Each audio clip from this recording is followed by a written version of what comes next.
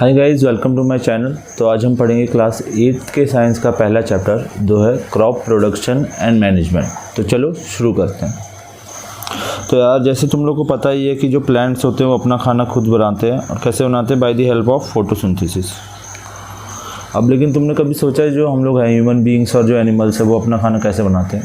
हम अपना खाना बनाते हैं या तो हम नॉनवेज खाते हैं, यानी कि किसी को हंट करके खाते हैं उसको, या तो हम करते हैं क्रॉपिंग मतलब फसल उगाते हैं। अब इस चैप्टर में तुम लोग को वही सिखाया गया है कि पूरा का पूरा क्रॉप को कैसे क्रॉपिंग की जाती है, फसल उगाया जाता है, उसको मैनेज कैसे किया जाता है। चलो अब देखते हैं। सबसे पहले तो what is crop. When plants of same kind are cultivated at one place on a large amount it is called as crop. इसका क्या मतलब है? जब सेम तरह के प्लांट्स को किसी एक बहुत बड़े जगह में बहुत बड़े अमाउंट में बनाया जाता है या उगाया जाता है तो उसको बोलते हैं क्रॉप्स। जैसे कि मान लो एक बहुत बड़े खेत में हमने सिर्फ गेहूँ उगा दिया तो उसको बोलेंगे क्रॉप्स। अब देखते हैं, इंडिया में बेसिकली 3 तरह के क्रॉप्स होते हैं, वो भी किस बेसिस पे? On the basis of season. But क्योंकि तुम्हारे सिलेबस में 2 ही है इसलिए मैं 2 ही बता रहा हूँ, बाकी तीसरा मैं एक बार तुमको बता दूँगा कि तुमको पता होना चाहिए। अब देखो, in India crops are mainly categorize into 3 types on the basis of season. कौन कौन से टाइप? खारिफ, राबी और एक और होता है जो होता है ज़ेड, पर वो तुम्हारे सिलेबस में नहीं है। तो सबसे पहले देखते हैं kharif. Crops grown in the rainy season. India में जो रेनी सीजन होता है उसमें जो भी क्रॉप्स ग्रो होते हैं उसको बोलते हैं खारिफ क्रॉप्स। और रेनी सीजन में कौन कौन से क्रॉप्स ग्रो होते हैं? Paddy, soybean, groundnut. पैडी मतलब राइस, सोयाबीन मतलब सोया बड़ी, ग्राउंडनट मतलब मूंगफली। और हमारे इंडिया में रेनी सीजन रहता कब से कब तक है? जून से लेके सितंबर तक। तो ये हो गया अपना खारिफ। अब जैसे ही खारिफ सीज़न ख़त्म होता है उसके बाद आता है विंटर सीज़न, और विंटर सीज़न में जो क्रॉप्स उगते हैं उसको बोलते हैं रैबी क्रॉप्स। और इसमें कौन कौन से क्रॉप्स उगते हैं? पहले तो ये देखो, वीट, पी, मस्टर्ड, ग्राम। वीट मतलब गेहूँ, पी मतलब अब तुम लोग का मटर, मस्टर्ड मतलब सरसों और ग्राम मतलब होता है चना। अब इसमें कब से कब तक रहता है? अक्टूबर से लेके मार्च तक। ठीक है, अक्टूबर से मार्च तक विंटर रहती है, तब जो क्रॉप्स होते हैं उसको रबी बोलते हैं। और विंटर कब से कब रखते हैं? अक्टूबर से मार्च। अब देखो, अक्टूबर से लेके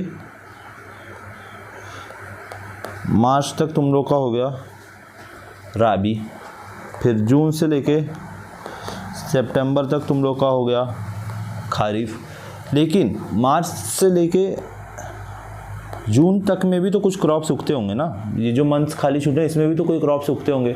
उन्हीं क्रॉप्स को बोलते हैं जेड क्रॉप्स, पर वो क्योंकि तुम्हारे सिलेबस में नहीं है इसलिए उसको नहीं पढ़ाते हैं। अब देखो, जब फार्मिंग करते हैं किसान तो उनको बहुत सारे step by step procedures follow करने पड़ते हैं, जिसको हम बोलते हैं एग्रीकल्चरल प्रैक्टिसेस। और यही तुम्हारे पूरे के पूरे इस चैप्टर में डीप में दिया गया है। अभी हम जब स्टार्ट करेंगे तो मैं इस वाले में सिर्फ ब्रीफ में बता दे रहा हूँ हर एक चीज़, बट अब प्लेलिस्ट में जब देखेंगे तो हर एक चीज़ को हम डीप में थोड़ा सा पढ़ेंगे जो तुम्हारे सिलेबस में है। तो देखो, cultivation of crops involve several step by step activities which are done by farmers over a period of time and this activities are known as agricultural practices.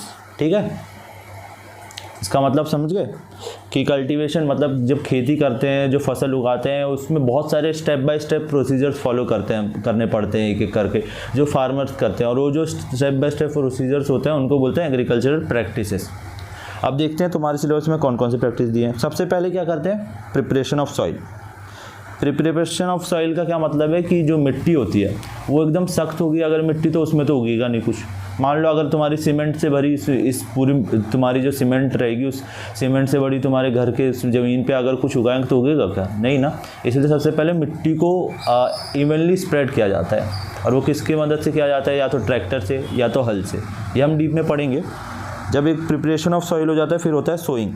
Sowing का क्या मतलब है? बीज, जो बीज है वो बोए जाते हैं किसमें? मिट्टी में। इसके बाद होता है adding of manure and fertilizers. कई बार ऐसा होता है जो मिट्टी होती है वो इतनी ज़्यादा फर्टाइल नहीं रहती है, मतलब इतनी उपजाऊ नहीं रहती है कि वो ज़्यादा से ज़्यादा क्रॉप्स उसमें वो हो पाएँ। इतनी उपजाऊ नहीं होती कि उसमें क्रॉप्स बहुत ज़्यादा घनी अमाउंट में, यानी कि बहुत ज़्यादा अमाउंट में उगे, तो उस टाइम पे हम खाद उसमें यूज़ करते हैं जिसको बोलते हैं मैन्योर एंड फर्टिलाइजर। ये पढ़ेंगे हम डीप में। एक बार जब बीज डाल दिया, खाद डाल दिया, सॉइल को बना लिया, फिर उसमें पानी डाला जाता है, उसको बोलते हैं इरिगेशन। अब ये वाली चीज़ तुम लोग को बहुत ही इंपॉर्टेंट है, प्रोटेक्शन फ्रॉम वीड्स। अब सबसे पहले तो ये जान लो वीड्स क्या होते हैं।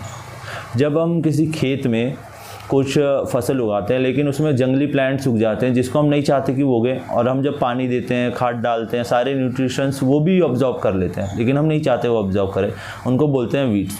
और उनको कैसे हटाते हैं वीड्स को, कैसे प्रोटेक्ट करते हैं अपने क्रॉप्स को, ये है इस वाले पॉइंट में। आखिरी है, ये है हार्वेस्टिंग। हार्वेस्टिंग अगला, हार्वेस्टिंग का क्या मतलब है, एक बार तुम्हारी फसल उग गई तो अब तुम उस फसल की कटाई करोगे, उसको बोलते हैं हार्वेस्टिंग। और लास्ट में स्टोरेज। अब जब तुम्हारी फसल इतनी सारी अमाउंट में उगी है, जो क्रॉप्स तुम्हारे उगे हैं उसको तुम कहीं स्टोर तो करके रखोगे ना, नहीं तो ऐसा तो नहीं कि तुम कहीं पे भी रख दोगे, कीड़े खा ले, चूहे खा ले, उसको बोलते हैं स्टोरेज। अब thank you guys, that's it for today. अब नेक्स्ट वीडियो में हम लोग देखेंगे प्रिपरेशन ऑफ सॉइल।